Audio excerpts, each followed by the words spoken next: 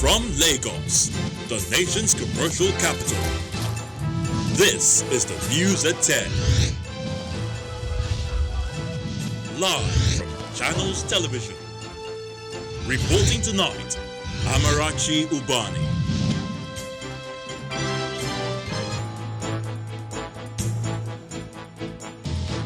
Good evening and welcome. Tonight, churches resume services in the nation's capital, Abuja, and some other states across the country after weeks of COVID-19 lockdown and ban on religious activities. Private school teachers in Borno State recount lockdown experience without salaries since schools have been shut due to COVID-19 pandemic. Kano State Governor Abdullahi Ganduje asked federal government to stop influx of foreign herdsmen into Nigeria to end farmers-herders clashes. And anti-racism protests become more intense in the UK as demonstrators pull down slave trader statue in Bristol as COVID-19 death toll hits over 40,000.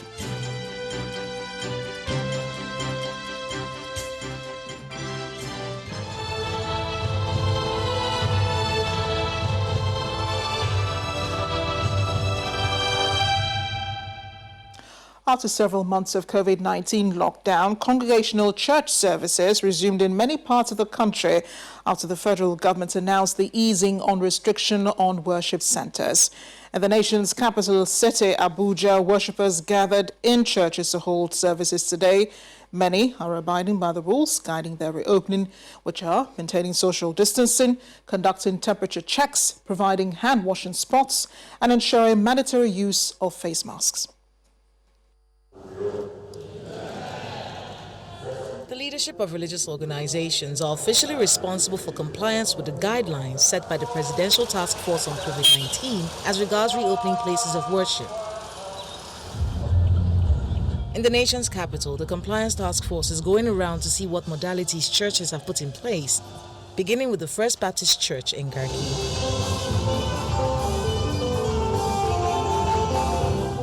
The task force is satisfied with the compliance level, and the pastor says the worshippers' safety is paramount. Immediately after a service, there will be disinfection of the place again. As you can see, we have used the rope to tie so that there are certain rows you don't even go to, and we maintain it. So, and I'm grateful that you have seen what we have put in place. Now that you have encouraged us, I will tell the church that you have encouraged, you were happy with us. So we must keep it. Thank you very much, and not sir. just do it. Thank you very much. Thank you for coming. Next stop is the Holy Trinity Catholic Church in Maitama, where not only are temperature checks and hand washing enforced, they have a register of everyone who enters the church daily to help with contact tracing in case anyone contacts COVID-19 from the congregation. We as God's creation, we have a responsibility to protect life, and so we took the whole reopening seriously, and we've walked through it. We'll continue to do our best to make sure that everybody is in compliance with whatever they need to do to be able to stay alive. If you don't stay alive, you can't worship God. At the Ekwa Church in Maitama, where the officiating pastor is also the chairman of the Christian Association of Nigeria FCT chapter, he tells us all churches in the FCT have strict instructions to comply with the guidelines to keep their congregation COVID-19 free. We started and were able to keep to a duration of 1 hour service, maintaining social distancing, and also using face masks, hand sanitizers, and all that is required. The medical team, they are very active just to ensure that we are well protected. So far, the churches in the FCT are complying with the guidelines for their reopening. Hopefully, this momentum is sustained in the weeks to come. Kayla Megwa, Channels Television News. As we said earlier, many churches open today in some other states across the country, with worshippers joining in thanks and giving services. One message that resonated among worshippers is the joy of coming together again after several weeks.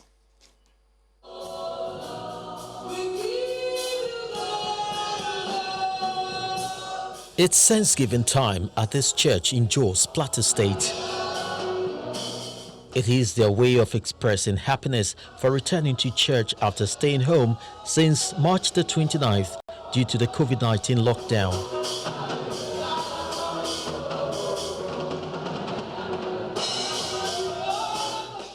Seeing our people for the past over 2 months is wonderful.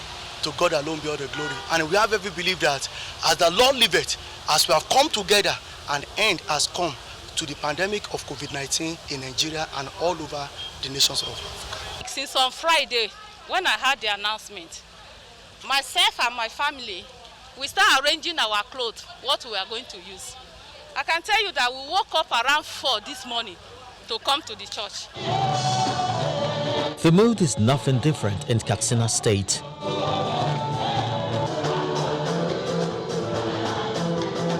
While they are happy to be back together, the leadership of the church believes their coming together will provide some support to deserving members, with a promise that compliance with safety rules will never be compromised. Nothing have come to stay. Everything come to pass. What is happening now will definitely come to pass. I believe in this short moment or short time that we are asked to keep all these things in place, let us observe and do them.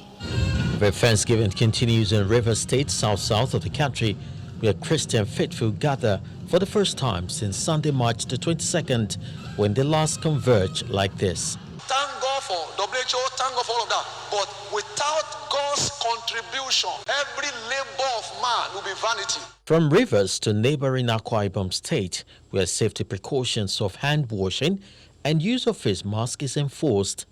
Like in other states, Christians are happy to be back in church after 10 weeks. It's not just a feeling, it's a joy. Joy is the secret of true strength. Gradually, the lockdown is easing out, with more states planning to open doors to worship centers. Their major concern, however, still remains safety first, while they abide by the COVID-19 prevention guidelines from Health Authority.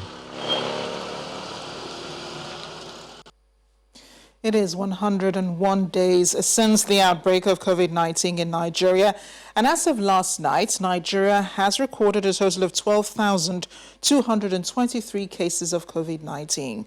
An Italian became the country's index case on February 27th.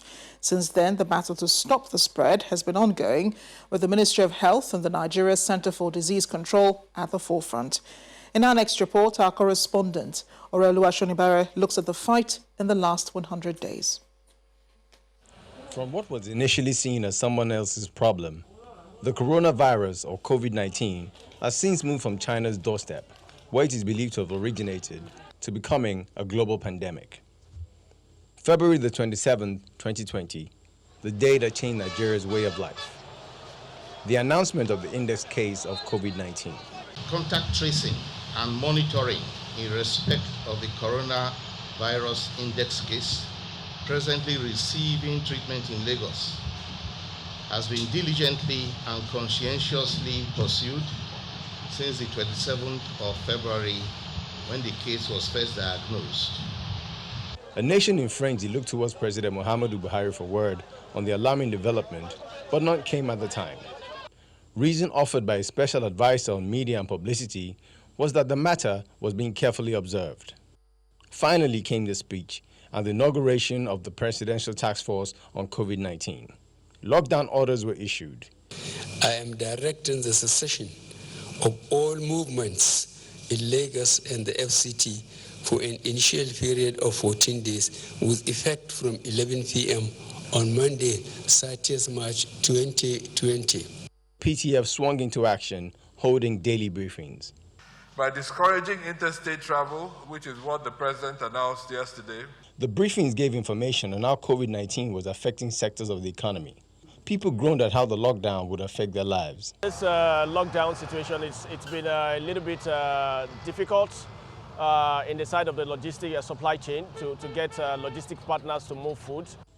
But with numbers increasing, the federal government had no choice. And in seeking all alternatives for a solution, the arrival of a medical team from China also sparked controversy. They were here on the deal of CCECC, a Chinese company working in Nigeria, doing some work for us in several places. Then along came Madagascar with a claim of having a cure. But like other submissions, it was received with caution. Same goes for hydroxychloroquine, which is still a major shot for trials globally. Very important personalities were not spared on the list of casualties, while new cases prompted several states to follow with lockdown protocols. But some others like Kogi and Cross River did not accept there was anything like COVID-19. Although Kogi disputes the figures by the Nigeria Center for Disease Control, only Cross River is yet to officially record any case. COVID-19 has certainly turned things around everywhere, and believe its existence or not, the most important thing to do at best is to stay safe. Oralu Ashonibare, Channels Television News. We'll have more on the 100 days of the fight to COVID-19 later in the bulletin. We'll be joined by the Minister of State for Health, Dr. Olorinimbe Mamora. If Nigeria had not discovered the coronavirus outbreak early enough, the country would have been plunged into disaster. That's coming from the medical doctor who diagnosed the index case of coronavirus in the Iwekoro area of Ogun State, Ms. Amara Allison. The 32-year-old narrates her experience with the Italian index case and how she managed the situation. When he came into my office, he had a really high fever. That was the first clue. And then the fact that he had stayed in my office for about 8-10 minutes, and instead of subsiding, the fever was still climbing higher. So I figured, okay, most likely COVID-19, because he was also coming from, and then his country was just becoming the epicenter. So he was also coming from the epicenter and history of travel, and then the few symptoms he had, although his symptoms weren't classical as at then. I thought it was best to err on the side of caution and just get him tested. I think on the 8th day, I had a sore throat, and I honestly thought I had been infected, but I'm thankful that after being tested 3 times, I was negative. And yeah, so and also knowing that people with underlying medical conditions are more at risk of having severe symptoms of the virus or being most affected by the virus. That's really worried me, because I have a respiratory condition. So that I guess I would say that's also what really worried me. And then knowing that it's still a new virus, and as at that time we didn't know half as much as we know now about it. And then it was more like a death sentence then, unlike now when COVID-19 we know is not a death sentence. Dr. Allison also spoke about the response by government in managing the outbreak, insisting that the coronavirus is real. For the government, you're thinking about, as much as you're thinking about the health of your citizens, you also think about their economic welfare as well. And then we're not just battling the COVID pandemic alone. There's poverty as well. There's a whole lot that we're battling with, but mostly poverty. And given that a lot of people, their income, their daily income is dependent on them going out every day to work and get some money to feed and make some ends meet, not even all ends meet. COVID-19 is real, it exists, and the unique thing about the virus is that it's not just dependent on what you think or what you do. So if you don't protect yourself, you can infect even your loved ones. So for the sake of your loved ones, please believe that COVID-19 is real and protect yourself and take all the necessary precautions that have been outlined for us by the NCDC and all the other health bodies. A relieved Dr. Amara Allison has, by this action, replicated a similar one taken by the late Dr. Stella Adadivo, who helped curb the spread of the Ebola outbreak in 2014. In part 2, after the break, we'll open discussion on 100 days of COVID-19 pandemic in Nigeria and how the government is handling the situation. We'll be joined by the Minister of State for Health, Dr. Olorinimbe Mamora. Stay with us.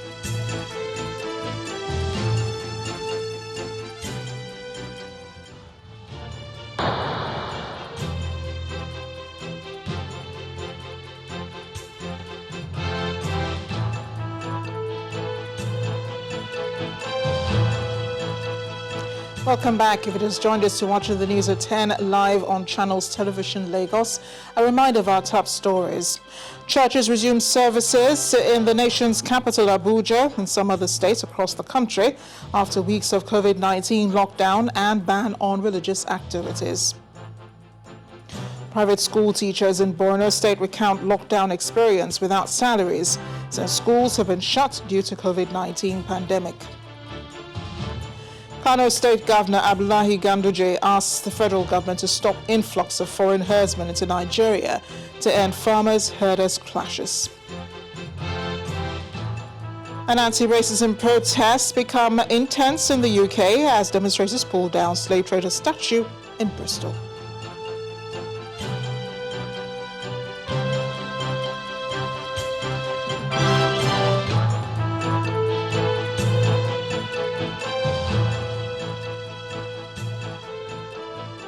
Our website, channelstv.com, has more information on our top stories and others.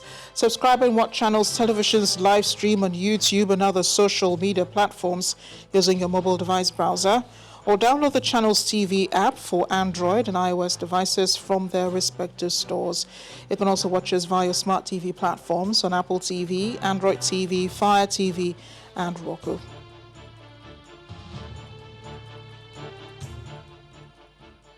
We're staying with one of our lead stories tonight, the 101 days since the outbreak of COVID-19 in Nigeria. For more on this, we've been joined on the news at 10 now by the Minister of State for Health, Dr. Olorinimbe Mamora. Dr. Mamora, thank you for joining us on the news at 10. Thank you very much for inviting me. How has it been this 100 days? Well, it's been 100 days of mixed bags, if you like, because COVID-19 has affected us in several ways, affecting our social life, the cultural life, the religious life, economic life. So, and in all this, you see, there's a way that whatever that appears bad may also have some good embedded in it. If you look at our health system, COVID-19 has exposed the weakness in the healthcare system of our country. But that in itself is an opportunity for us to see and recognize this weakness in the system and, of course, put measures in place to rectify and correct this. So, in a way, it's sad that we've lost some people. It's sad because it's put a lot of strain on our health system. It's sad because the things we used to do, they're no longer the same. But then, in all this, it has also given us an opportunity to rejig the system one way or the other.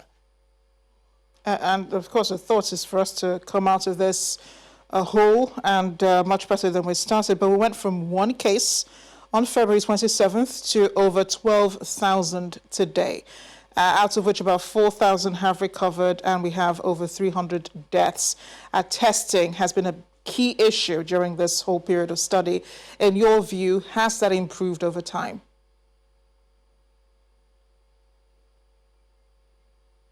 Yes. You see, we are still, we are yet to reach our peak. So people are still testing. And testing is an integral part, a very key component of the response activities. Because until and unless you test someone, you cannot determine if that person is positive or negative. And of course, that's why all along, the efforts have been, and alongside others, the need to put in place isolation and treatment centers. And the whole essence of getting people tested is to know who to isolate. And when you isolate, you limit or reduce, if not totally eliminate, the possibility of transmission of infection. And in so doing, we have created over 5,000 isolation and treatment centers. And of course, we have also increased the testing capacity from an initial number of about 4 molecular testing laboratories. As of today, we have 30 molecular testing laboratories where people can get tested and the status confirmed and determine what to do by way of isolation and treatment. So we continue to do that, and of course, it's an opportunity to increase the service in our hospitals, both at the tertiary centers, that is teaching and federal medical centers, and of course in the states all over the country. We have been able to set up emergency operation centers in all the 36 states and the Federal Capital Territory that, in conjunction, with the Nigeria Center for Disease Control, these are centers that have been able to have one national response to our public health situation in the moment, in the country as at this point in time, with particular reference to COVID-19. Great, and I want to pick up on something you said, that this pandemic has exposed our health system. It exposed the health system of even the most developed countries in the world. But right now, we need a plan for the next 3 years. Do you have one? Yes, yes, I did say it as an exposed weakness in our health system. But like you rightly said, it's all over the world. No country was ready for this. No country was prepared for this. And even the hitherto thought countries that had very good and strong health systems, they collapsed under the weight of COVID-19. So in our own situation, what we are doing, particularly at the level of the PTF, and of course in conjunction with our donors that have helped a lot, the COVID, the oil and gas industries, of course the UN systems in Nigeria, the European Union, the WHO, the Africa Center for Disease Control, the West African Health Organization, all these people who have supported us. Now, what we are trying to do in our own situation is to ensure that with this experience, we can have at least 100-bed infectious disease hospital in every state and in the Federal Capital Territory, with each of these having not less than 30 intensive care beds in each of these, so that next time around, if and when we have this kind of situation, we always have infectious disease hospitals in place. Because you probably have just a few hospitals right now, a few states, to say, in Nigeria that have infectious disease hospital that is set aside for that purpose. So that when you have a situation like this, you know that you don't have to start running around. This will already be in place, of course, with the attendant services and the capacity in terms of health workers, the doctors, the nurses, the laboratory scientists, and all the components that you need to make such a hospital function. Indeed, and I thought we had learned a lot from the Ebola crisis, but thanks again for joining us. Good to know you do have a plan. Thank you again, Dr. Lauren Imbe-Mamora, for joining us on the News at 10. Thank you very much for inviting me once again. And the COVID-19 pandemic is causing loss of livelihoods among different sections of society, particularly the working class in Borno State. The government's directive on safety protocols has inadvertently left many once self-reliant people idle and short of funds for their daily subsistence. Just when Maiduguri, under the current leadership, is bouncing back to life in earnest, devoid of devastating effects of insurgents, then this happens. COVID-19. Despite having one of the lowest records of COVID-19 cases, the precautions, especially for the education sector, has been decisive. Empty playgrounds, locked classroom and school gates, in compliance with government's directive made in public interest. Both public and private school teachers and pupils are affected by the shutdown. Most of these industries don't employ as much as the teachers' union. In fact, the private schools have more than, even in this state, we have about 12,000 staff, private schools. So when we extend this to Nigeria, it will be a great number of people. While teachers of the public schools are a little lucky to have their salaries still paid, it's not the same for their private sector counterparts.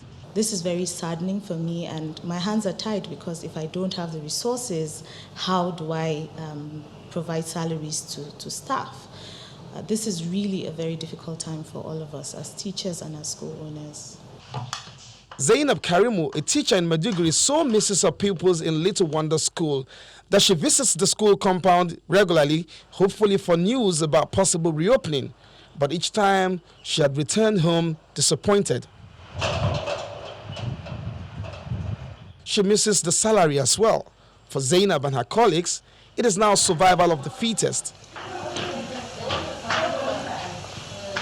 Sometimes food, hospitals, bills. We can't even move here and there because of so many things. I have a friend that called me to say that her son is sick, but even 100 naira, my colleague, she doesn't have money to take her son to the clinic.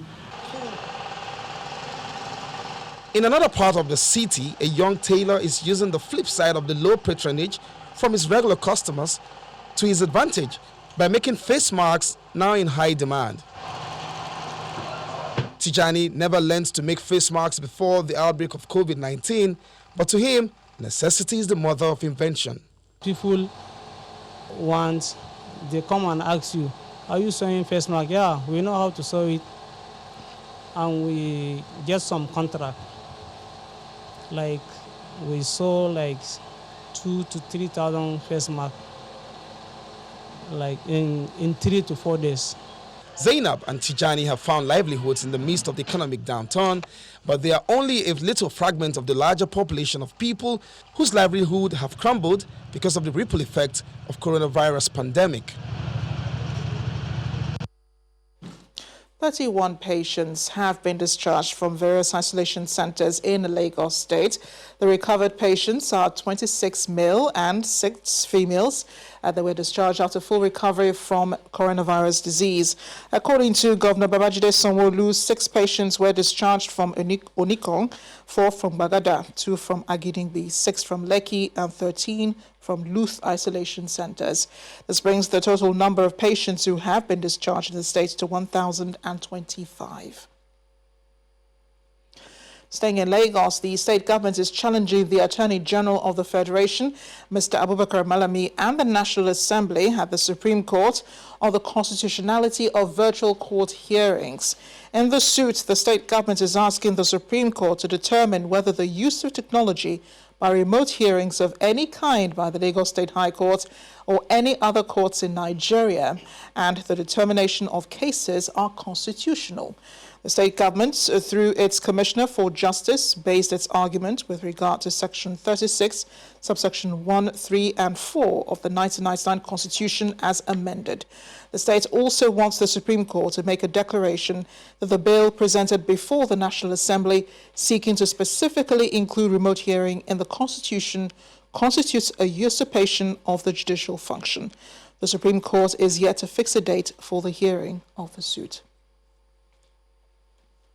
When the News at 10 returns, Kano State Governor Abdullahi Ganduje asks federal government to stop influx of foreign herdsmen into Nigeria to end farmers-herders clashes.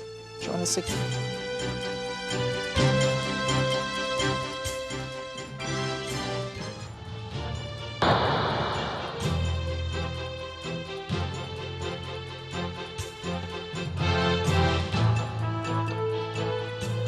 Welcome back. Yobe State is not giving up on the Almajiri system of Islamic education just yet, describing it as the most neglected by communities in the northern parts of the country. Instead of repatriating Almajiri to their states of origin, Yobe State government, through the Sustainable Development Goals, has decided to retain them. The state coordinator of the SDG explains in Damaturu, the state capital. The Almajiri system aims at acquiring Islamic knowledge, often outside the immediate environment of the pupils. However, economic challenges have undermined this system of education over the years, forcing the Almajiri into the streets to beg for survival.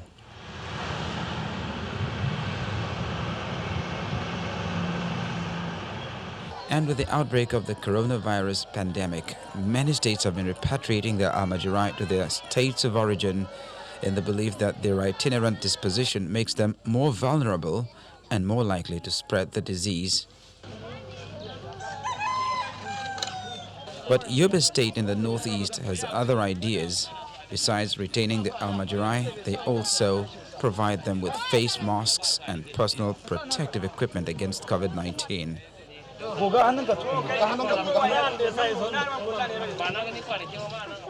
you look at the whole situation of COVID-19, all the response is back on medical services or health facilities or medical centers. And some public places, some organizations used to consider market areas, especially in this Yobe State. But for our organization, Sustainable Development Goal, we see the Almajiri is the one left behind in this approach. That's why we decided the Almajiri shall be given much attention by our office. One of the scholars commends the government for the gesture, but like Oliver Twist, he asks for more in terms of sanitary facilities.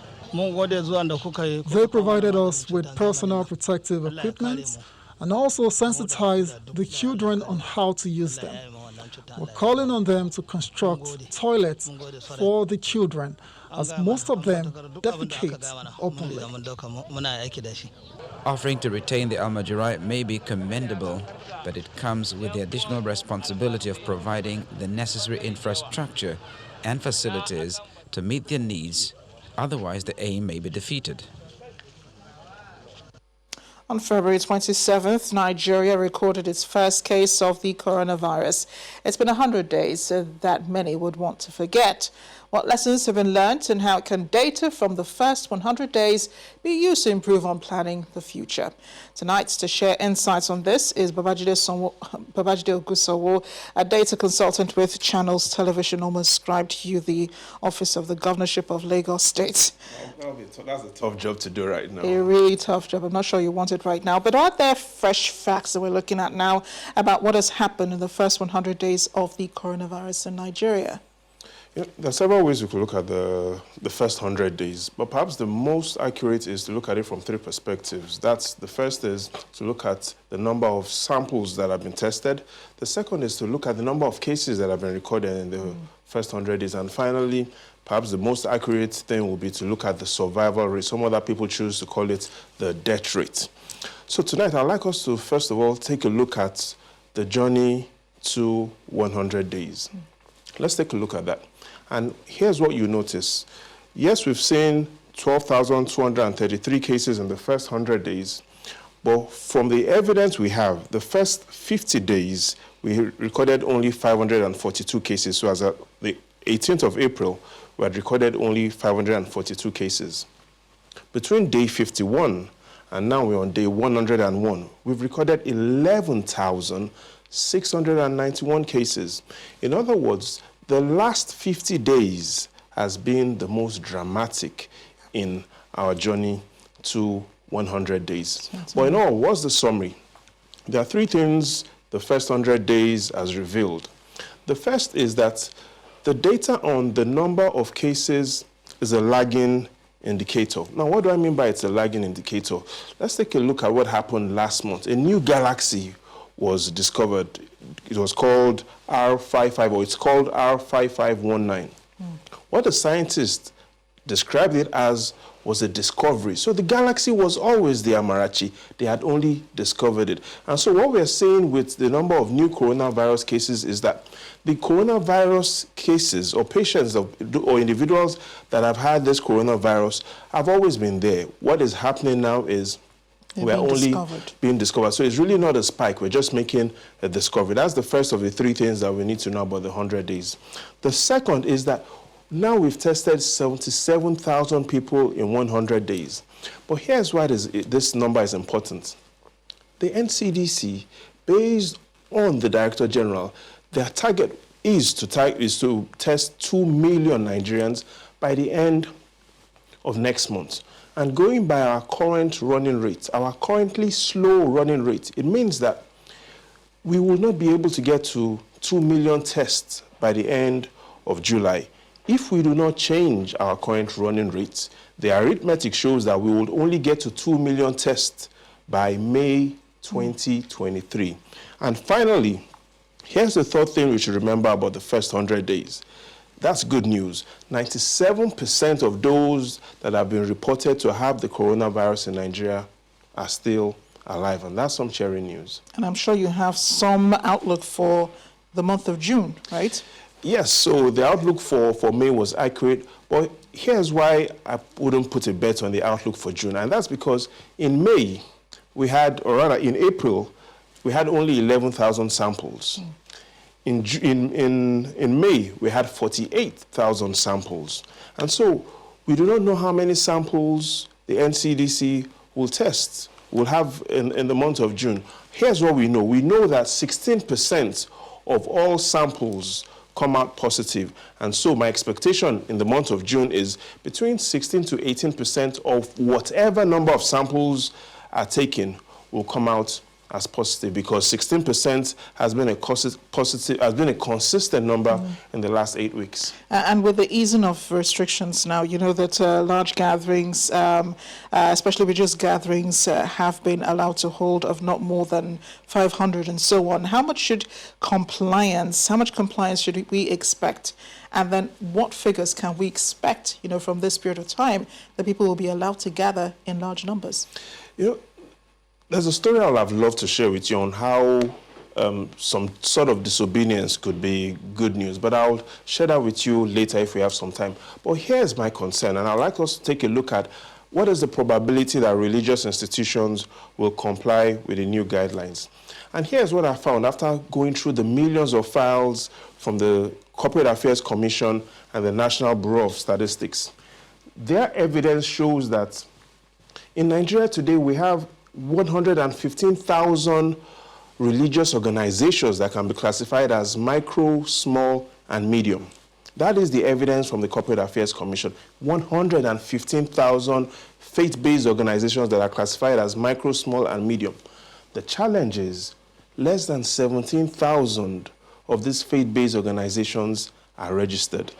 In other words, only 15% of religious-based organizations are registered in Nigeria. So that gives us an idea on compliance. Again, you know what the former British Prime Minister David Lloyd George said? He said, loving your neighbor is not merely good Christianity, it is good business. Babajide, always a pleasure speaking with you, and fingers crossed that things turn out well this month, and that everyone complies, because right now our health is practically in our hands.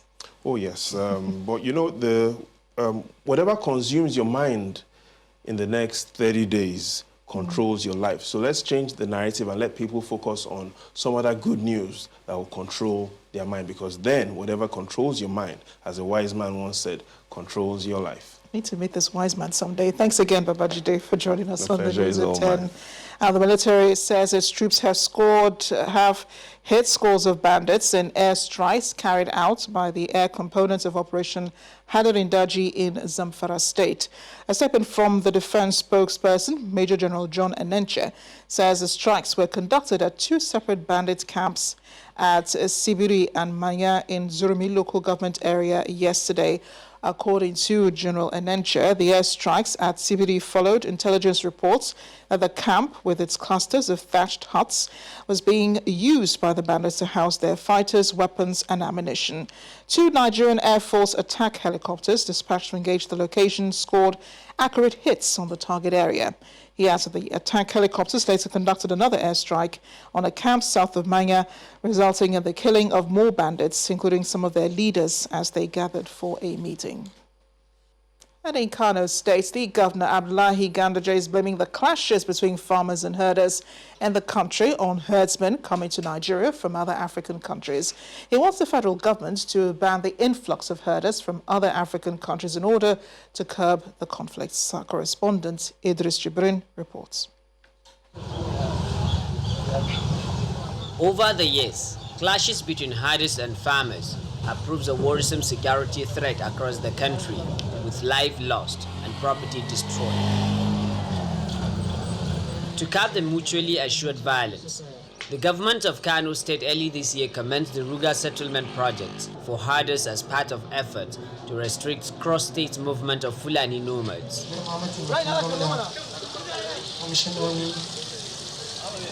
While the COVID-19 pandemic puts the project on hold for a while, Governor Abdullahi Ganduje and his entourage arrived at the Socio-economic forest to commission these housing units for the herdsmen.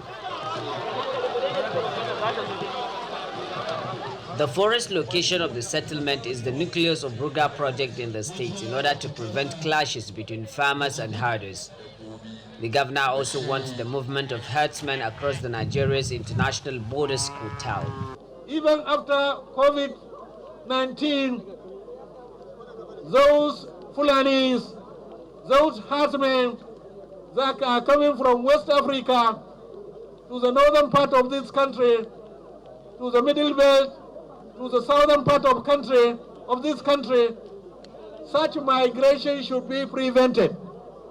The ECOWAS protocol should be reviewed so that herdsmen are not being allowed into Nigeria, so that we reduce the level of conflict. Fulani herdsmen from other states across the country find the Ruga settlement in Kano appealing, and they are requesting to relocate here as well. Your Excellency, we are indeed grateful that you are fulfilling your promises. Already our friends from various states of the country are sending us to relocate to this place, and I can directly report to you that we have told them that they are free to come forward. Indeed, the state government had earlier invited Fulani herdsmen across the country to relocate to Kano upon completion of the Ruga settlement. And this is looking to become a reality as soon as the COVID-19 lockdown is lifted. Idris Jibrin, Channels Television News. The presidency has accused the indigenous people of Biafra of working to discredit the Nigerian government internationally. The senior special assistant to the president on media and publicity, Mr. Garba Shehu, said in a statement that the group is leading a campaign on false allegations of persecution of Christians in the country. The statement also alleges that IPOB was running two interconnected campaigns using the cover of Christianity and calling for the appointment of a United States special envoy to stop the genocide of Christians in Nigeria. The presidency says the group began the campaigns in October 2019, which he said was being funded with monthly spending of $85,000. It wants Nigerians and the international community to disregard such campaigns, insisting they are aimed at destroying the good relationship Nigeria has with the United States, the United Kingdom, and other countries. Still ahead on the news at 10, anti-racism protests become more intense in the UK as demonstrators pull down slave trader statue in Bristol. Stay with us.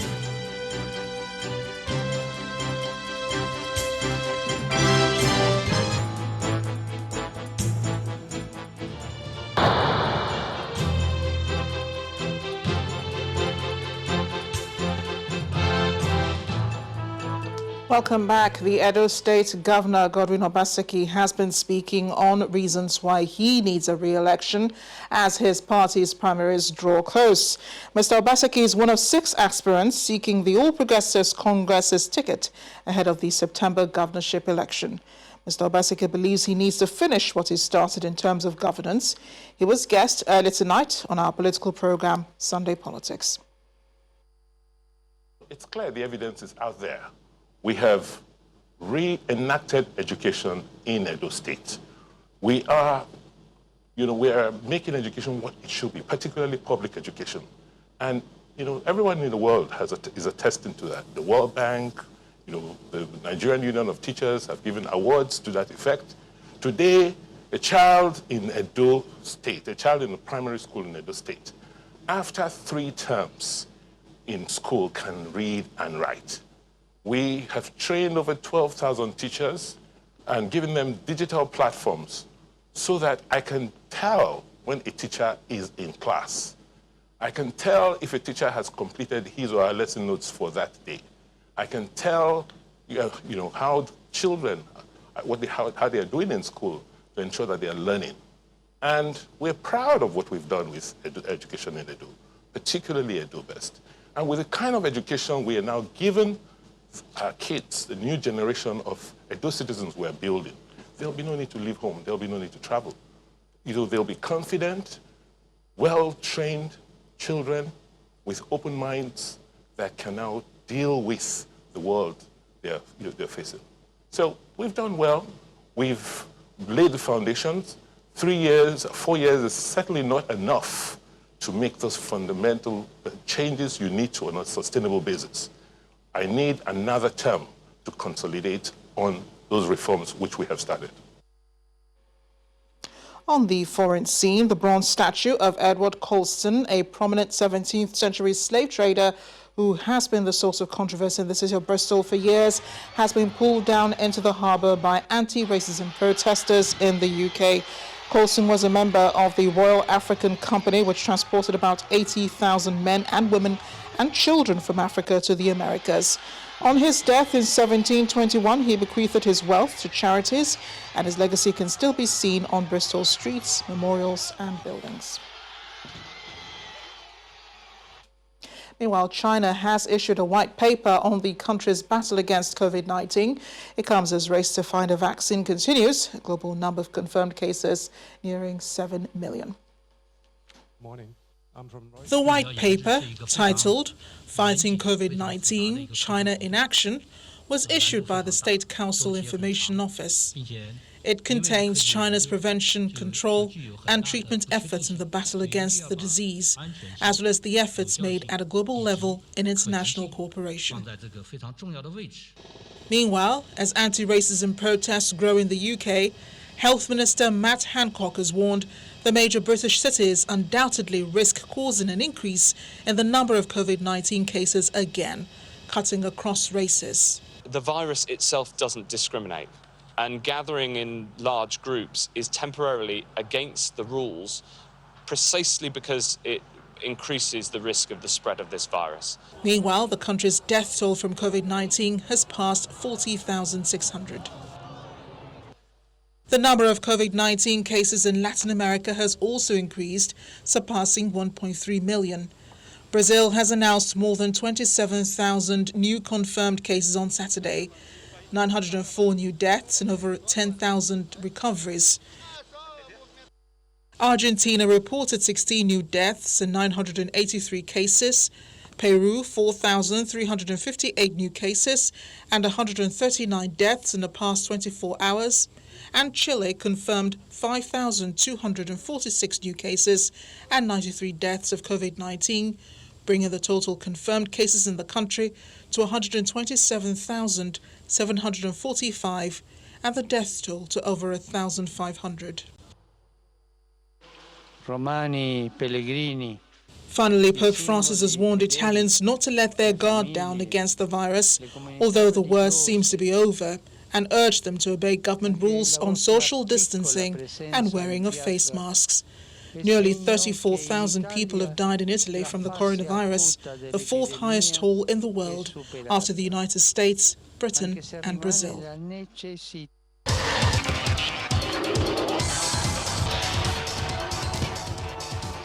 We begin sports news in Germany. Wolfsburg striker Wout Weghorst scored with only 8 minutes remaining to hand the visiting team a 1-0 win at Werder Bremen in the Bundesliga and pushed their hosts closer towards relegation in today's match day 30 clash. A return to form, the Dutch international ensured Wolfsburg moved up to 6th place, jumping above the Hoffenheim and putting themselves back in place to qualify for next season's Europa League. Meanwhile, Union Berlin and Schalke 04 settled for a 1-1 draw.